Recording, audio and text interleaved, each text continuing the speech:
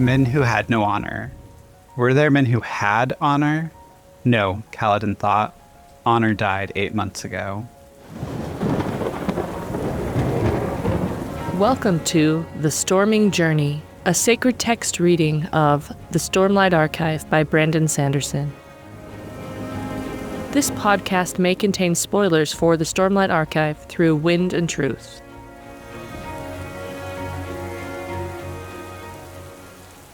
I'm Adam, and I'll be the Ardent for this episode as we cover Chapter 2 of The Way of Kings. I'm Elle, today's Worldsinger. And I'm Liz, the Veristitalian. So my main connection to this chapter and Kaladin in general is through his depression. I've had treatment-resistant depression since 2016 and PMDD since at least 2012. So his stuff is sometimes hard for me to read. But I think especially relevant for this chapter, depression for me makes it difficult to see things truly. Even though when I know that, like, at least for me personal, it's a fully medical situation and not like a situational depression, it's still difficult to remember that even if I know what I'm thinking is not accurate, it still feels real and true to what I am experiencing. That's it. That's all I got. No, we can definitely empathize with that. Okay, I'm going to come in with the Storm's Eye view. So this is our 100-word summary. 8 months later, Kaladin is a dejected slave traveling in a wagon. It's not clear how he got here, and Kaladin doesn't feel like explaining when the others ask. With 10 escape attempts under his belt, at least we know he's been productive. A windspren has started bothering him and notices some black leaves that seem to be his prized possession. Kaladin notices that another slave is sick. He tells the trader how to cure the man, but the trader kills the man instead. Kaladin is enraged, and in his anger, he crushes the black leaves, which blow away. Like how you edited it as you went to maintain the 100-word count. That's the goal. It's 10 by 10. We always need 10. We need tens. Welcome everyone to this episode. The theme that I picked for this episode was perspective. And so I was thinking about it because of the placement specifically of the chapter within the overall book, because it's this time where you get a very different perspective of Kaladin and a different perspective of the world itself. Right? We start out with the prelude, and then we go into that prologue, and then we go into the chapter about sin, and then we get to Kaladin. And Kaladin's no longer this amazing warrior, going off to fight the Shardbearer. He's now in a different perspective, right? His area of where he's looking at has changed, and throughout the chapter, I was picking up on a lot of different areas where he kind of like reflects back on how he's changed from what he has been before. And of course, as a reader, the first time you don't quite know that entire background for Kaladin. But reading it, in this way where we're rereading it, you see like, oh, he's talking about his medical background. He's talking about that random group of people that we never saw. And he keeps showing how his perspective's changed all the way to the moment where he becomes a slave. So here, I'm thinking about perspective specifically in 3 different ways, right? The literary, which is the perspective of the character, the orientation to the world in the text. The artistic, which, is in the painting, where you're looking at and how you're looking at it. And then like the philosophical, how you get a greater perspective once you think about something in a different way or from another's viewpoint. So before I get into some questions about like the chapter, I just want to hear from you, Elle and Liz, like how did you see perspective when you read through it? What did thinking and holding that idea of perspective, what did you pull out as you were going through it? I felt like I was trying to like highlight things that felt like perspective to me. And one of the things I noticed is that Kaladin seems to see things very artistically. He talks about clouds with a spray of color, paint thrown carelessly on a canvas. And like there are other descriptions he uses that feel very artistic, which is really interesting because like we don't really think of Kaladin as an artistic person. especially in comparison to Shallan, who is the artist of the series. I don't really know where to go with that because like some of it can just be like Brandon in general using prose and like his style, but I also think it's interesting to see all of these artistic metaphors in a character's description or like perspective of his environment, without him being like an artist, which I guess means that we all have art in us or something like that. Well, like, it's so intriguing because of his background as well, right? Medical doctor, soldier. Those aren't artistic things that we naturally like glom onto when it comes to the descriptive words that he's using in that third person perspective of like, we're kind of in Kaladin's brain. We're not really in, it's the third person limited, right? Where it's like, we're in Kaladin's general sense. So it's really interesting how he's pulling that out. The thing I noticed is how Kaladin is still at this point, like the first time you read the book, you're like, man, this guy's depressed in this chapter. But this time, actually reading through it, I noticed how he is resisting his depression and trying to avoid that perspective. Like the other slaves notice that he's not like the others. He hasn't given up.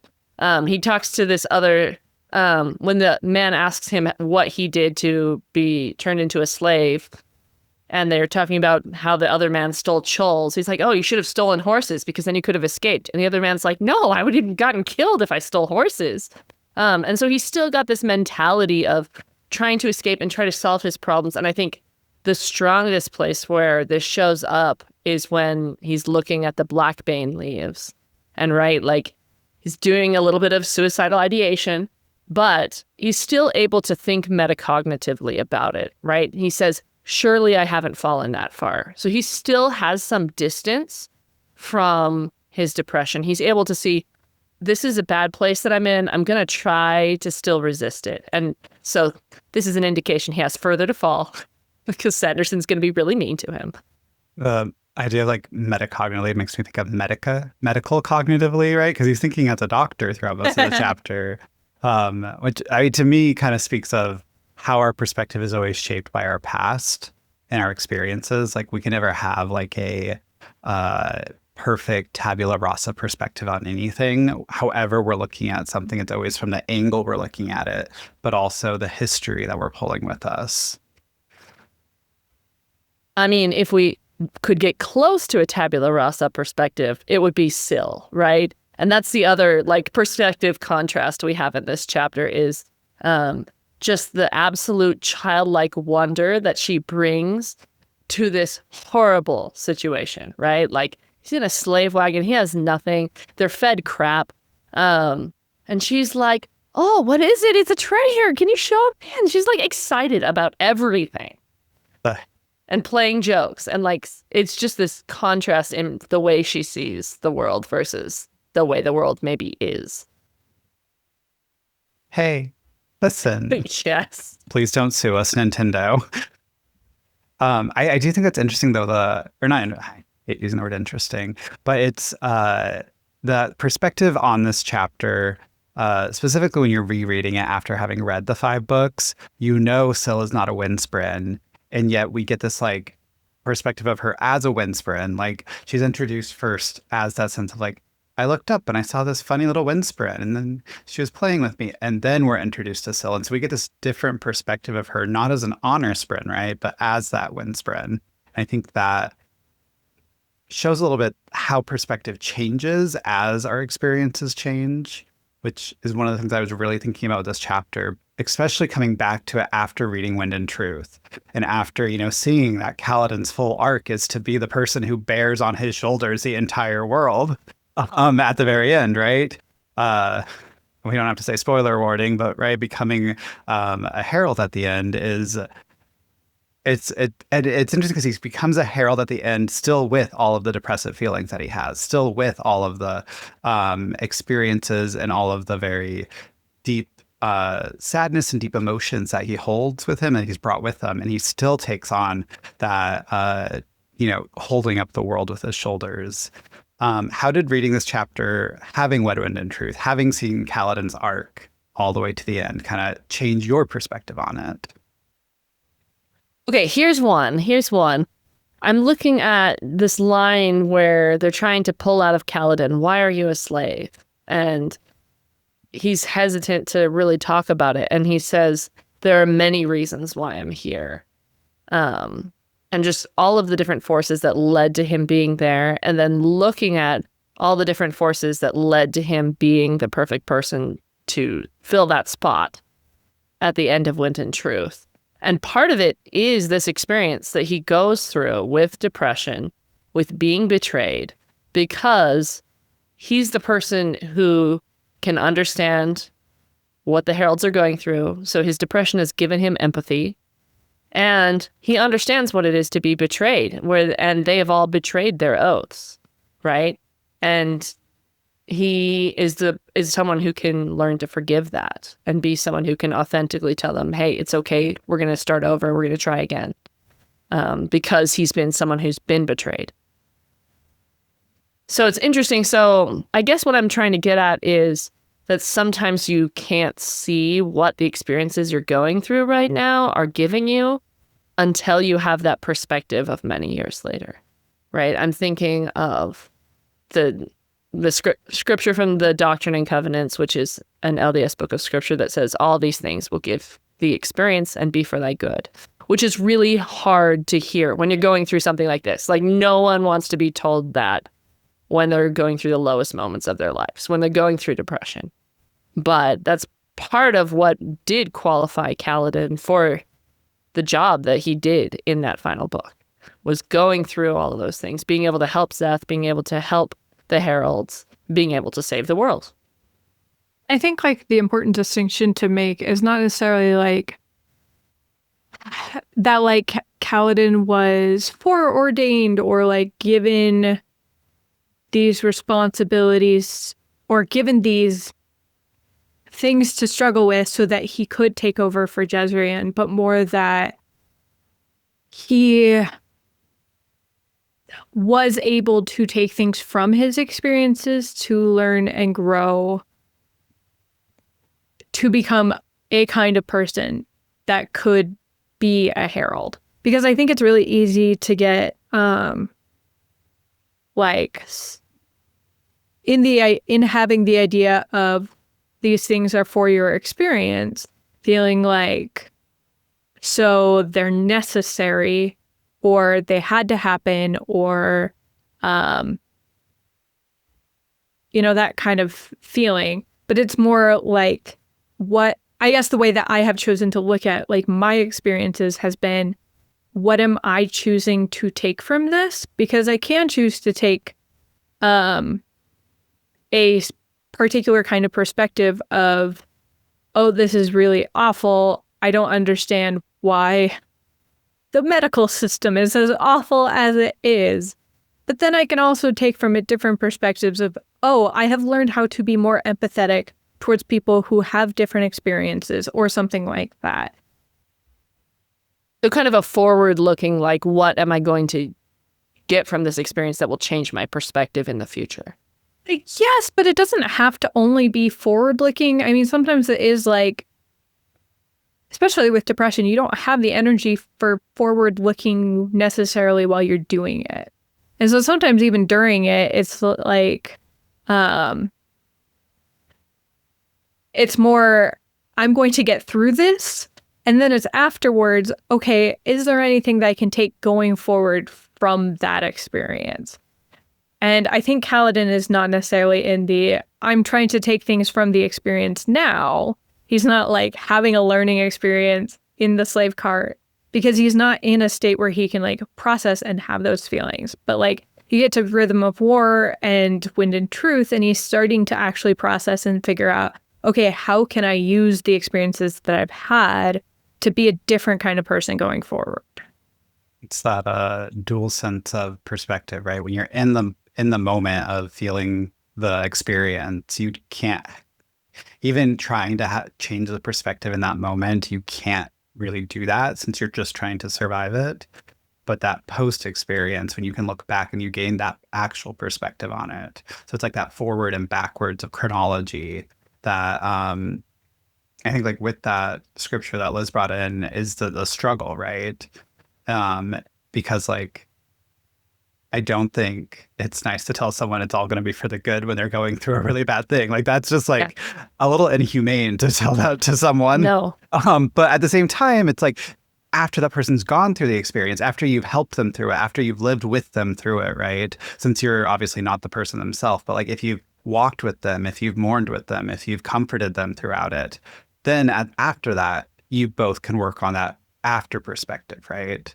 And so I think that's one of the interesting things about that scripture in relation to like this chapter, thinking about it in relation to Kaladin's overall arc, is that we understand it in so many different ways. While we're reading it, we're with Kaladin, we're with the sad boy, we are sitting with him, we're crying with him, we are at the edge of that cliff later on, right? We're there with him. And then afterward, we can look back on it and go, okay, like I see this. And he looks back on it and goes, okay, I see this and I need to change this thing. And then he goes and experiences something exactly similar again, right? Because it's a thing that always stays with him. Because I mean, that's the fact of mental health, right? Is it's always staying with you. There's never that moment of overcoming it completely. There's always going to be something new around the corner, but like with the added perspective, with the added experience, it's what kind of makes the experiences good in some way. Useful, making them useful, maybe. Yeah. I was just looking, I found another sentence that I think applies to this. So Kaladin's looking at his shash brand, right, that he's just gotten for something horrific. And he says he's grown accustomed to it. And then he says, if he'd had a mirror, he probably could have spotted tiny rot spren gathering around the wound. So he's lacking this perspective, this ability to reflect. Like he's holding on to like bits of it. Like, oh, is he that far gone? He's not quite there yet, but he's losing that self-reflection. He doesn't have the tools to look at things and solve the problems. Yeah, I think what's also complicated with the chapter is that as the chapter goes, he is reflecting prospectively on his past, right? He pulls in all the people that have died. He even, I don't remember where it is, but he names like 2 random people that we never meet who like died after sin and what is the captain? Dalit, right? He like lists them off. Do you have it, Elle? Tux and the Takers. Yeah, we don't know who those are. They were all dead. Sen and Dalit. Before that, Tux and the Takers. And before that, Tien. So he's using his perspective to think through this experience at the same time as he doesn't have that like instant perspective. And so there's this tension of he is looking at the broader perspective. He is trying to think back and pull that. But like in this moment, he is a little bit blind to it, which for obvious reasons, right? There's no escaping what he's in. There's no getting out of it. And so there's that alone is problematic. And I'm thinking, I don't have personal experience with depression, but I have several family members who have been through lifelong depression. And I think that's part of what depression does is like you reflect, but it's through kind of a fun house mirror where you only see the worst. And that's where Kaladin's at right now. All he can see of his past is all the people who died. He doesn't see how long they survived. He doesn't see how like he made Dalit believe that like there was goodness in the army, that like Kaladin was someone who really cared about him. He doesn't see that. He only sees the bad. Yes. In my experience, that has been what it's been like. I hate that this happens, like personally, but the Taylor Swift song "Mean" gets stuck in my head on bad depression days, and it's just you with your words and knives and swords and weapons that you use against me, and the whole song is fine and is good. Like, it's a good feeling to be singing it to somebody else that you are feeling animosity towards, but it is not fun when your brain is singing it to yourself. And or like Takedown from K-pop Demon Hunters is also not fun to get stuck in your head about yourself, because in my experience it's been, I have trouble remembering the things that other people do for me. I have trouble remembering the things I am good at. It is I think funhouse mirror is probably a good way to describe that, where it distorts everything and makes it difficult to see things the way they are. I think that helps me see a lot better it's like pulling on that single sentence where he's going back to all of those people. He never pulls in his father. He never pulls in his mother, who he had good memories with. He doesn't pull in those good memories. And so like that seeing of the funhouse mirror or seeing perspectively into your past through a very blinded or narrow view you're gaining perspective, but it's not like a perspective that's going to help you out of that sadness. It's a perspective that keeps you in the sadness, or not sadness, but like in the depression. I did look up Tux and the Takers if we would like to be informed, because it turns out we actually do know who they are. Dang it. The Takers is the squad of soldiers in Amaram's army that Kaladin was a part of. It was Kaladin's first unit on joining, and he was transferred elsewhere, perhaps to his own squad. Tux was the leader of the Takers. There's actually like a decent page on Coppermine, including quotes from him, but it looks like this comes up more in Way of Kings, and then there are a few references in Oathbringer where we learn more about Tux in chapter 91 of Oathbringer. So he was the one that said the first step is to care to Kaladin. So, love the Coppermine. There we go. All hail the Coppermine. I can't believe I forgot chapter 91 of Oathbringer. Oh my goodness. I can't believe I forgot that chapter. It should be embossed in my brain. So this discussion of perspective, I think, can take us a little bit into the sacred reading practice that I want us to do today, which is pulling on the one that started Harry Potter and the Sacred Text, right? It's one that they used a lot from the beginning, if I remember right. The Lectio Divina, which is a sacred reading passage that, or a sacred reading practice that you do various levels of reading upon the text that you're approaching. And there are a multitude of ways to do that, but because we have 3 people here, I wanted us to do a 3-level reading of it. And so I picked a passage that works. The process, just to explain it to everyone, is we read through a passage, and I'll do a first reading where I'll read it, and we ask ourselves what word or phrase sticks out to us in that first reading. Then we move to the next person, and they do a second reading of the passage, and we listen for for the purpose of like hearing or seeing Christ.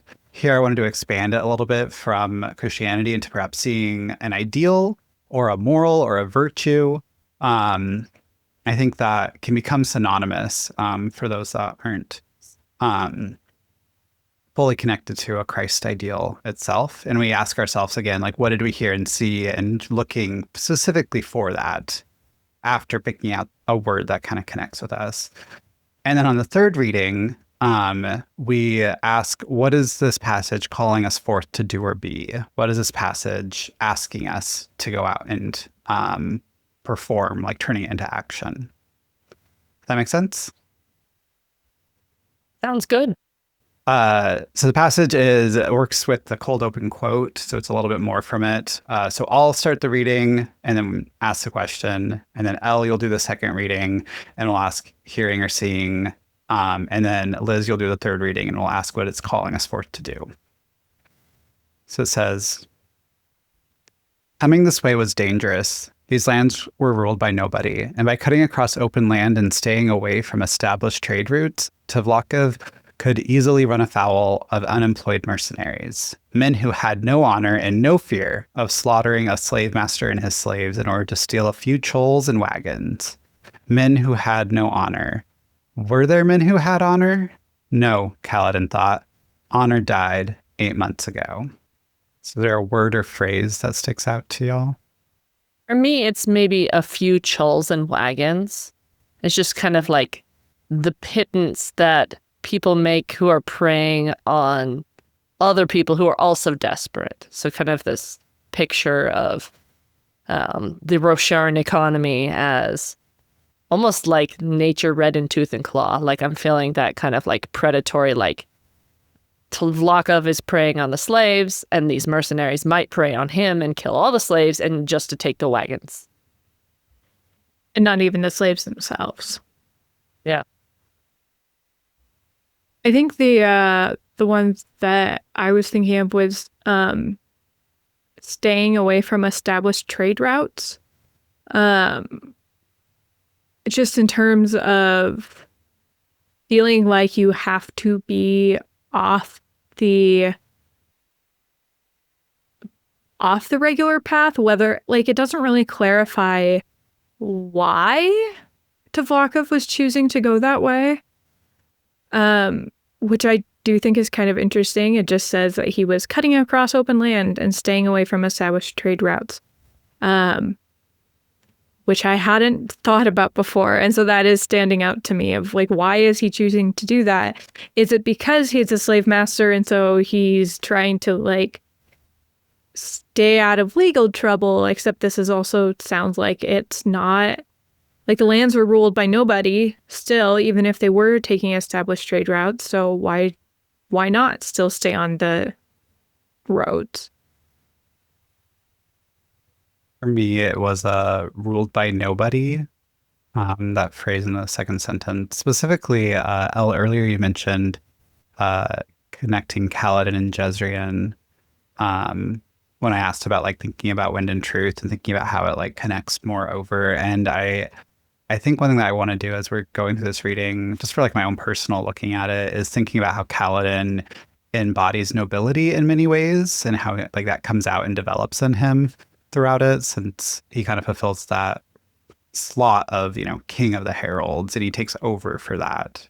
And I think that starting here in a land ruled by nobody is really interesting, especially when it's like, it's not quite a land that's not ruled by nobody. The listeners were there, and now the Alethi are there. And so it's like a land that is free and open, but it's still people vying for control over it, and that connection between land and rulership while they are enslaved people crossing it, the land itself, where Kaladin is ruled by Tavlakov in this moment.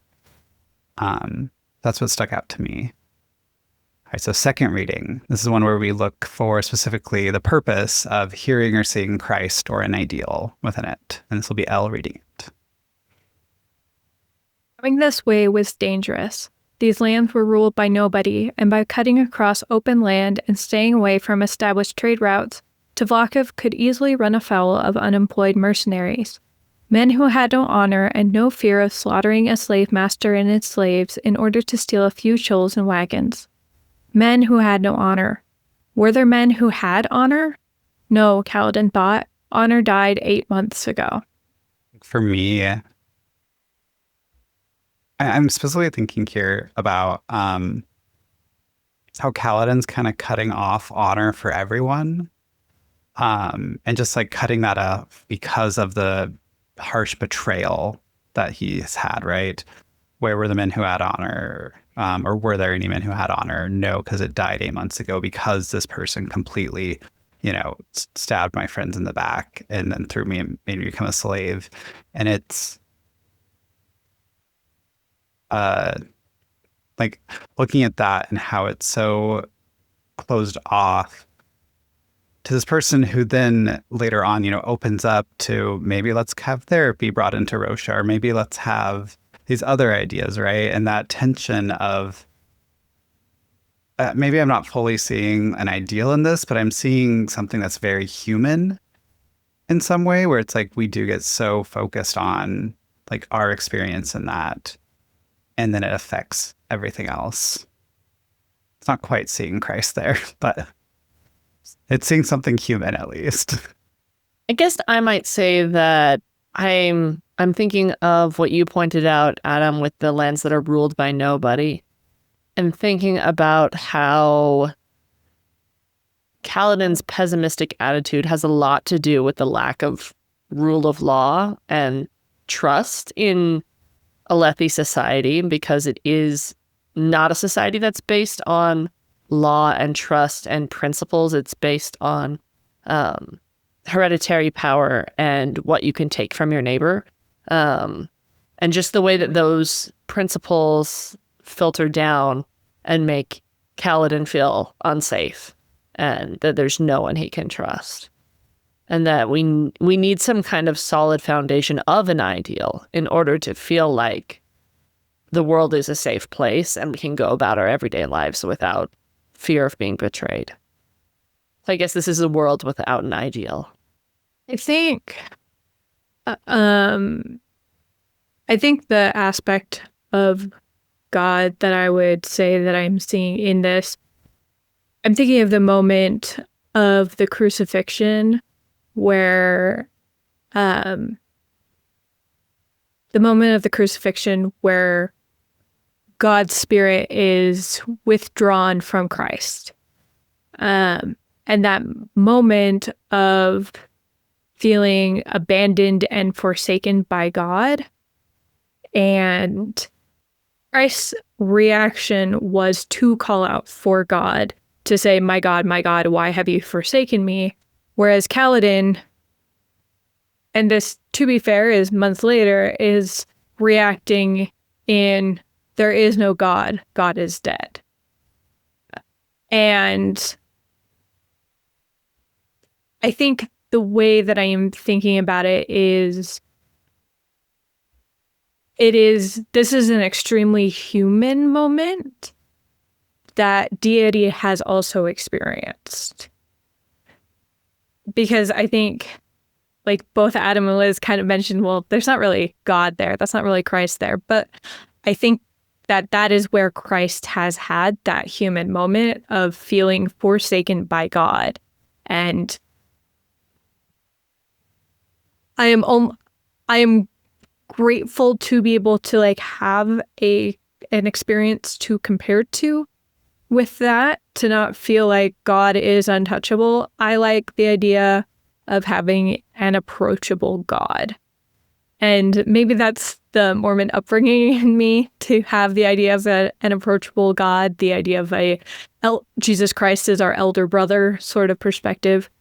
But I think that makes those human moments almost have more potential. Like we were talking about with perspective earlier, of like all these things will be for your experience.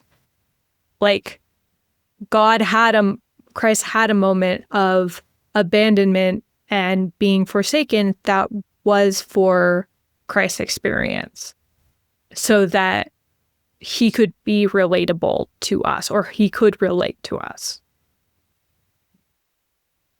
I like that a lot, Elle. It's reminding me of some things I've read from Dorothy Sayers, who was a female British writer, apologist. She translated Dante's Inferno. She's really cool. She hung out with the Inklings a little bit, little bit older than them. But she talks about how the incarnation makes everything about human experience holy. And that includes like these tough moments, right? These moments of abandonment, of trial, become something that God has experienced as well. It also makes me think about again, I'm still processing Wind and Truth here, but how Honor was so intimate with the people who came to Roshar, and then eventually he separated himself from them and he went away from them. And then Honor as well, right? Reading Honor here, not as the emotion Honor, but Honor as, representative of the god of Roshar, right? Honor, the power, the godly power, rejected the person of Honor. And this relationship to this beginning where Kaladin is rejecting Honor, rejecting God, rejecting that feeling of that, even though he doesn't quite call God Honor here or know that. It's this relationship there that makes this a tense and difficult chapter, right? Which I think, or at least like passage and chapter as well. All right, and I think that leads us to the last reading then, which will be Liz reading the passage. And we're going to think about, conversation we've had here, but also Liz's reading and asking ourselves, what is this calling us forth to do or to be? Is this technically our Wisdom of the Herald section as well? We can count it as that, yeah. Yes, maybe we'll wrap them together. Coming this way was dangerous. These lands were ruled by nobody, and by cutting across open land and staying away from established trade routes, Tvlakov could easily run afoul of unemployed mercenaries. Men who had no honor and no fear of slaughtering a slave master and his slaves in order to steal a few chulls and wagons. Men who had no honor. Were there men who had honor? No, Kaladin thought. Honor died 8 months ago. I think like the obvious like calling us forth is a request for us to be people of honor. Like to be people that have honor. What exactly that means, I think, is a little bit more ambiguous, but like in this specific situation, as long as we're not slaughtering a slave master and their slaves in order to steal a few trolls and wagons, like at very least that is honor. But I think like bare minimum, we shouldn't be doing that. It's like the Wisdom of the Heralds a few episodes that was, I'm not going to kill anybody. Like, I was gonna say something off of that. That line, "the men who had no honor," was what stuck out to me this time, specifically because I'm thinking about how it's so easy to, declare what honor is not, and it's so difficult to figure out what honor really is in our lives. Like, to act honorable is a perspective thing, right? The way you act honorable is different than I act honorable, but like together to decide on what is honorable is a difficult thing, I think.